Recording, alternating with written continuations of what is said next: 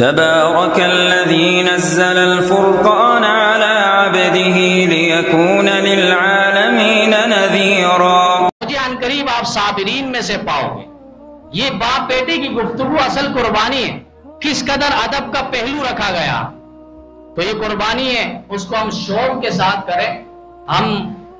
اس کو مجبوری نہ سمجھیں۔ بہت سارے پروفیسر سامنے آ جاتے ہیں، ویڈیو ریلیز کرواتے ہیں کہ اتنی قربانیاں کر رہے ہیں، خون بہا رہے ہیں، گلیوں کو خراب کر رہے ہیں اور پیسے لٹا رہے ہیں، وقت کا ضائع، پیسے کا ضیاع،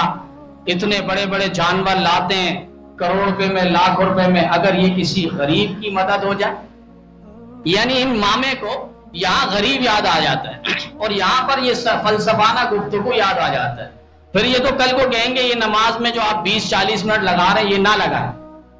یہ اگر پورے 5 نمازوں میں 20-40 منٹ لگائیں گے، اس سے اچھا آپ کاروبار میں وقت لگا لیں تو اتنا پیسے آپ کسی غریب میں تقسیم کر لیں۔ کل کو نماز کا انکار ہو جائے گا 10.5، پھر اسی طریقے سے حج کا انکار ہو جائے گا، اتنا 10-12 لاکھ روپے دے کے وہاں پر جا رہے ہو، یہ اگر کسی غریب کے گھر کا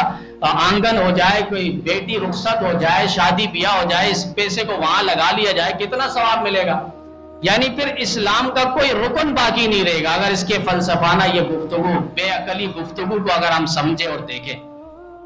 یعنی یہ ادھر نہیں کہتا کوئی اگر سگریٹ پی رہا ہو، کوئی گٹکا شٹکا کھا رہا ہو، اس کو نہیں کہے گا آپ دن بھر اتنا پیسے لگا رہے ہو، وہ پیسہ اگر کسی غریب میں لگا دو۔ اسلام اور دین کا کوئی حکم ہوگا، وہیں پر اس کی باتیں آئے گی کہ یہ پیسے اگر تم یہاں لگا لیتے اتنا ضائع کرنے کی کیا ضرورت تھی۔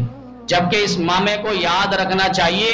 اور اس غامدی کو یاد رکھنا چاہیے کہ ایک قربانی کے نتیجے میں اتنا روزگار فراہم ملتا ہے بے روزگاروں کو، اور اتنی مزدوریاں ملتی ہے مزدوروں کو، اس کا تصور آپ کو پورے سال میں نظر نہیں آئے گا۔ ایک جانور آتا ہے گاڑی پہ،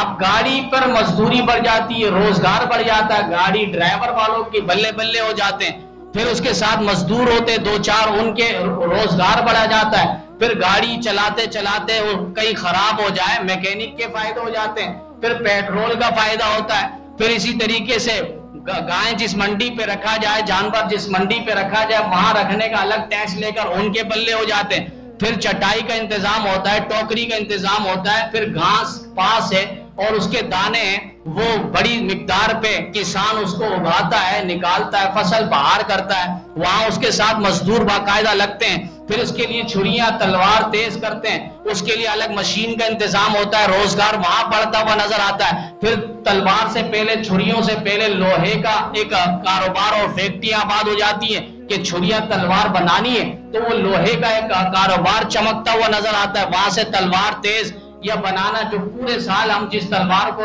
داؤ کو ہاتھ نہیں لگاتے آج وہ بھی تیز ہوتا ہوا نظر آتا ہے، یہ سارے روزگار ہی بڑھ رہے ہیں۔ پھر اسی طریقے سے گاڑی ہے، پھر